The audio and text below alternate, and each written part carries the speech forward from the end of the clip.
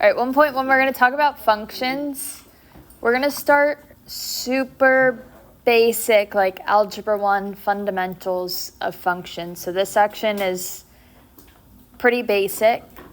All of it you've probably seen before, but it's important to understand because we're just going to build on it. So we're going to talk about relations. So a relation is having two quantities that are related to each other. So gives us an example down at the bottom. This is a relation because L and R are related to each other through this equation. So a special type or a specific type of relation is a function. Now a function has certain rules to it. It says a function f from set A to set B is a relation that assigns to each element x in the set A exactly one element y in set B. So the set A is the domain, or the set of inputs, which is usually our x values, and then set B contains the range, which is the output, which is usually our y values.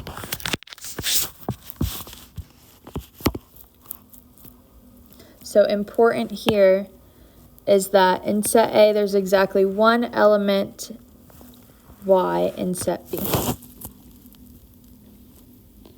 So the next page gives us an example of a function where each element in our input in set A pairs with an element in set B. So everything in set A has exactly one match in set B, an output. So this would be a function.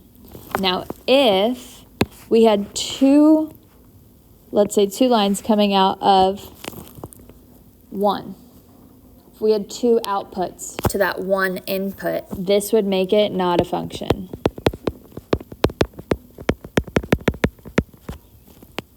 So you can only have one y value to every x value. Next page is another example of a function. So the x value is the input, and the second coordinate, or y value, is the output.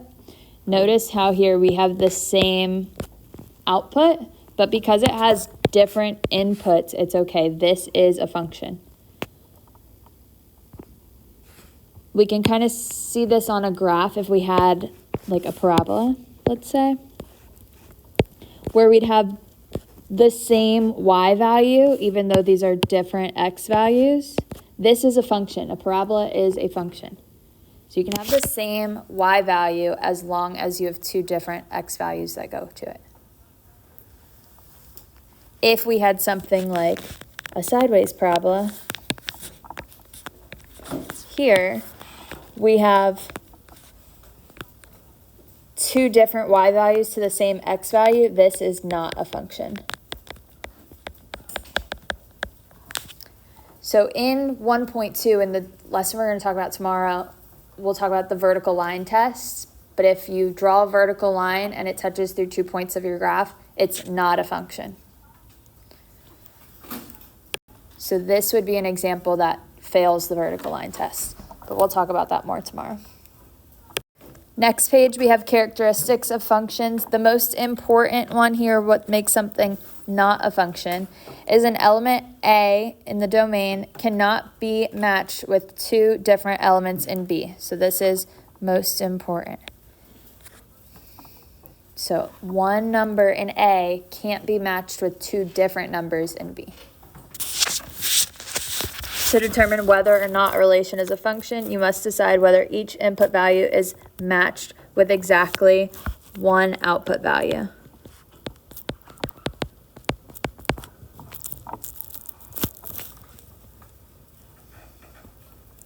When any input value is matched with two or more output values, the relation is not a function. So let's look at example 1. For A, do we think A is a function or not? No. Why is it not a function? There's two different y's for our one x. So this is not a function. What about for B? Yes. This is a function. So if we were to do the vertical line test, if it gives you a graph, best thing you want to do is do the vertical line test. If we put a vertical line through any one of these points, it only touches one point at a time, or one x value at a time. So this would pass the vertical line test. This is a function. So you're going to be given tables like the first one here. You could be given points like the couple slides ago. You could be given a graph.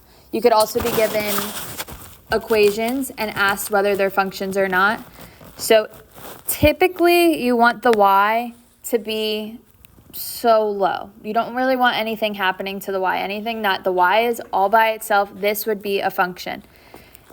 If you had y squared, our y squared graph looks like a sideways parabola. Is this a function? No, not a function. If we had the absolute value of y, absolute value graphs are V-shaped, but if it's the absolute value of y, it'd be a sideways V-shaped graph. Would this be a function? Nope, not a function. It would not pass the vertical line test. What about if I had x is equal to 4? What type of graph, what would the shape of our graph be here? Vertical or horizontal line? It'd be a vertical line. Would a vertical line be a function? No, this is not a function. So these are just a few examples of not functions. Right, next, our x value is an independent variable. So with the independent variable, we choose it. We pick the independent variable. The dependent variable you can't choose.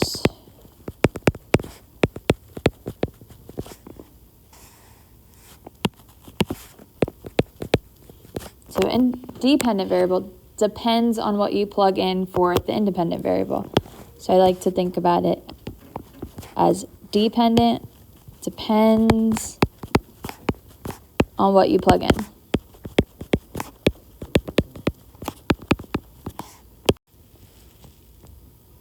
So x is the independent variable. We're plugging something into x. And then y is going to be the answer that we get. So we also have function notation, which is typically written as f of x. You could have g of x, h of x, whatever it might be. It's just the name of the function. It's typically f just because I think function is f. So that's why it's always f of x. The input is our x that we plug in. Output is f of x, which again is just a fancy way of saying y. And then typically it's going to be paired with an equation. So sometimes it might ask for, let's say, f of 2. If we had this equation 1 minus x squared, and it asked us to find f of 2, what would we need to do? Awesome, we're going to plug in 2 into the x. So we have 1 minus 2 squared, which would be what? Negative 3. So f of 2 is negative 3. On the next page, it gives us another function, 3 minus 2x. It asks us to find f of negative 1, f of 0, and f of 2. So if we found f of negative 1, what would we need to do? Plug it into the x. We have 3 minus 2 times negative 1, which would be 5. Next, let's find f of 0. So we're going to plug 0 into the x now. So 3 minus 2 times 0, which is 3. And then f of 2, we're going to plug 2 into the x. So 3 minus 2 times 2, which is negative 1. Awesome. Next page is just the answers of those. So it doesn't matter what our function's called or what our variable is. These are all the same function here. So it's just called f of x. The other one's f of t. Doesn't matter what our variable is. You can plug in t into x. G of s uses s instead of x. These all define the same function. So whatever our variable is, or f of whatever's inside, that just acts as our placeholder. So typically we see f of x and our equation has x's in it. You could see f of h and you would just plug in h's into the variable. Or if you had f of 0, you'd plug 0 into the variable. It just acts as a placeholder. So in example 3, we want to find each value. So let's find g of 2. So we're going to plug 2 into the x's. So we have negative 2 squared plus 4 times 2 plus 1. Be careful when you have a negative on the outside of an x squared. That negative is not being squared. It's just the 2. So 2 squared would be 4. That negative on the outside makes it negative 4 plus 8 plus 1. What do we get? 5. So g of 2 is 5. For g of t, what are we plugging in here? T.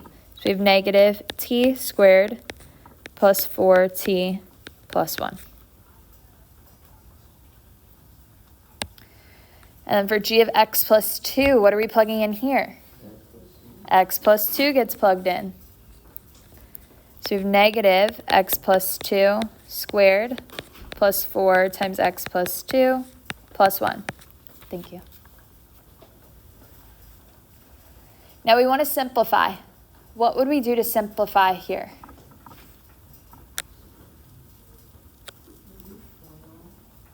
Awesome. X squared plus 2, or x plus 2 squared. We want to FOIL it out. If you need to, write it twice and FOIL it out. When you FOIL it, you get x squared plus 4x plus 4. Now this is still multiplied by that negative out front. Plus, I'm going to distribute the 4 in the second one. So we get 4x plus 8 plus 1. What should we do next? Distribute the negative. So negative x squared minus 4x minus 4 plus 4x plus 9. So then let's put it in standard form and simplify. So we start with negative x squared. What happens to the negative 4x plus 4x? They cancel. That would be 0. And then negative 4 plus 9? 5. So our answer would be negative x squared plus 5. This is g of x plus 2. So we do the same thing when we have a piecewise function. We just have to be careful. When we plug it in, it depends on what our x is. We may be plugging it into the first piece of our piecewise function or the second piece. So we have to just make sure we look at the domain of each one and see which piece it belongs to. For negative 1, if I was finding f of negative 1, am I going to plug this into the first piece or the second piece? The first piece. The first piece is when x is less than 0. So this belongs to the first piece. So we have negative 1 squared plus 1, which is 2. Next, let's find f of 0. Which piece are we plugging 0 into here? The second one. Second one, we use x values that are greater than or equal to 0. Here we have equal to 0, so we're plugging 0 in. 0 minus 1 is negative 1. And then f of 1, we plug into which piece? The second one, same thing. Because 1 is greater than 0, so it would be 1 minus 1, which is 0. All right, we're also going to find the domain of functions. So we talked a bit about domain in our pre-chapter stuff, but it comes back throughout the video. It doesn't go away. So the domain, when we have a fraction, what can I not have in a fraction? 0 where? In the denominator. The denominator cannot be equal to 0 when you have a fraction. So to find the domain here, we'd set the denominator not equal to 0 and solve. So we get x squared does not equal 0. Does not equal 4, sorry. Take the square root. So what does x not equal? Plus or minus 2. So we're talking about all numbers except -2 and 2. So if I were to write this in interval notation, how would we write it?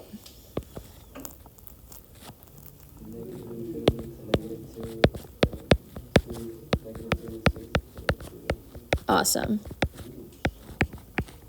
So -infinity to -2, -2 to 2, and 2 to infinity, all with parentheses. So we're talking about every number here. X could be any number except -2 and +2. The other thing that we have to be careful for with domain is when we have square roots. What can we not have under a square root? A negative. So if we have a square root, we'd set whatever's under it greater than or equal to 0, and then we'd solve. So here, x is greater than or equal to 0. In interval notation would be from 0 to infinity with a bracket. What if I had the cubed root of x? What would our domain be here? Can I have a negative under a cubed root? Yeah, we could take the cubed root of -8. That would be -2. So what would our domain be for a cubed root? Anything I can't plug into x?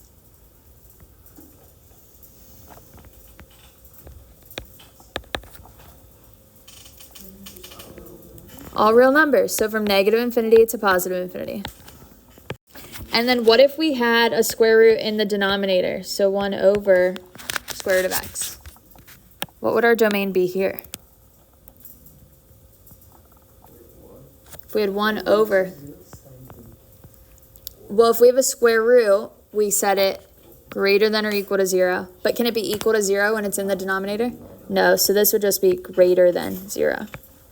So it would be, our domain here would be from 0 to infinity. Let's find the domain for example 7.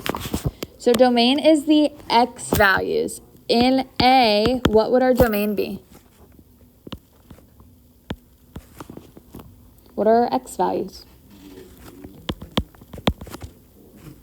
So -3, -1, 0, 2, and 4. We've got to list them all out. So our domain is the x values. So we're just listing our x values here. What about for B? What would our domain be? If we have a fraction, what can we not have in a fraction? 0 in the denominator. So we'd set the denominator not equal to 0. So x cannot equal what? -5. How would we write that in interval notation? How do we say all numbers except -5?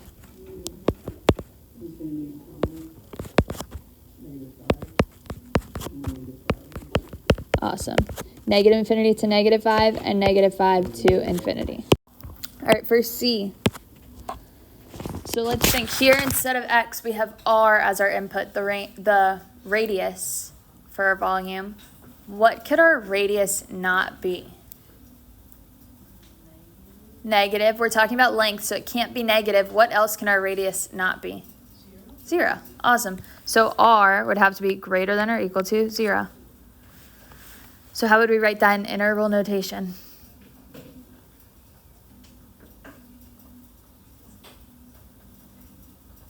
Diego, what do you think?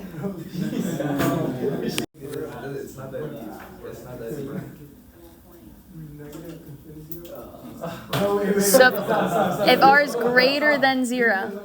Let him think. 0. Wait. Let him get the first part. Let him cook. Keep going. Let him cook. 3.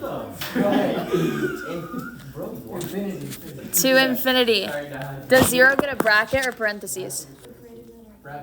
Bracket. And infinity? Parentheses.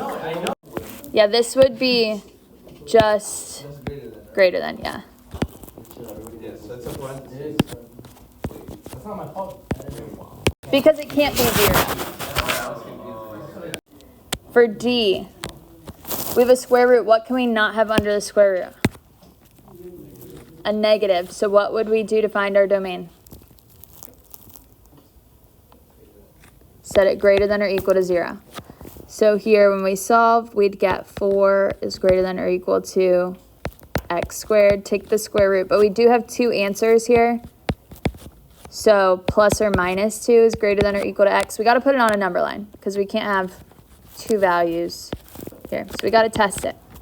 So we have negative 2 and positive 2. Would these be open or closed circles? Closed because it's greater than or equal to. And then you can test, let's test negative 3.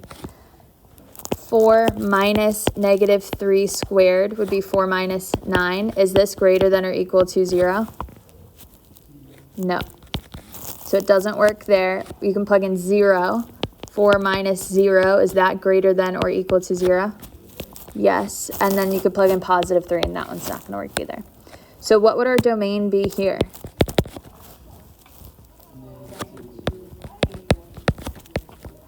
Awesome. From negative 2 to 2 with brackets. All right, and last one, let's do E. What do we think our domain is here? What could we not plug into X? Are there anything? Is there anything? All real numbers. What's the shape of a graph when it's x squared? A parabola. A domain of a parabola is all real numbers. So from negative infinity to positive infinity.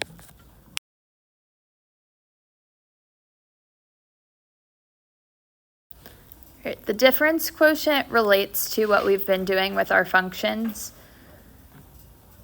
This is, it says the basic definition of calculus is this ratio. So we have f of x plus h minus f of x over h. You guys have seen this before last year, right? So we've done it before. Once you know what to do, it's not difficult. You just need to plug it in. There is, and we'll get to it. But not until like chapter 3. So don't worry about it for now. Right now we're just worrying about plugging it in.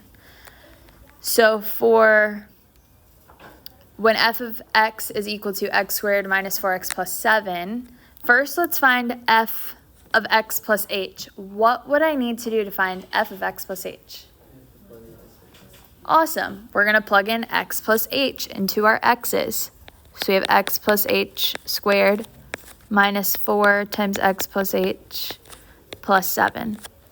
Next, we have minus f of x. So I'm just going to put minus, and then I have my whole function here, f of x. So be careful, since it's minus multiple terms, I'm going to plug it in with parentheses and distribute them negative later. So minus x squared minus 4x plus 7. And then this is all over h. Now from here we want to do some simplifying. So starting with the x plus h squared, what would we do there? FOIL. Write it twice and FOIL it out if you need to. This is saying x plus h times x plus h. So we'd get x squared plus what? 2xh, awesome, plus h squared. Then I'm going to distribute the negative 4, so negative 4x minus 4h plus 7. And then I'm also going to distribute the negative. So minus x squared plus 4x minus 7. This is all over h. Now we still have some simplifying to do. Things are going to cancel out here. If you get to here and it's super duper long and nothing's canceling, you probably did something wrong with your sign. So just be careful. So starting with the x squared, I have a positive x squared and a negative x squared, so those cancel. Anything else cancel? Negative 4x and positive 4x. Anything else? 7 minus 7. Awesome. So we're left with 2xh plus h squared minus 4h over h. Do we see anything else that simplifies here? The h's. Every term on top has an h. I can take that h out as a GCF, and I'm left with 2x plus h minus 4 over h. And now since I'm multiplying, that h on the top and on the bottom, they cancel. I'm multiplying and dividing. So then we're left with 2x plus h minus 4. So that would be our answer. You can, in this step, you can totally just cross out the h's. Since all three terms on top have an h, if you want to skip this step, you can. Your h would cancel out here, 1 comes away here, and then it'd cancel out there. You don't have to show this step, I just wanted to write it so you see all three terms on top have an h, so we can take it out and it'll cancel out. Any questions here? All right, we're going to do the same thing with example 2. So it's asking us for the same thing, f of x plus h minus f of x over h. So how do I find f of x plus h? Awesome, we're going to plug in x plus h into all of our x's. So we have x plus h squared plus 2 times x plus h minus 3. Then we have minus f of x, so the whole thing. So I'm going to put it in parentheses. X squared plus 2x minus 3. And this is all over h. Now let's simplify. X plus h squared would be x squared plus what? 2xh plus h squared.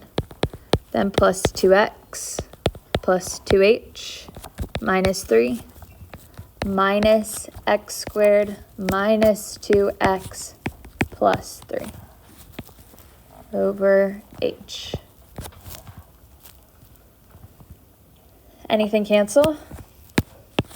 The x squareds cancel.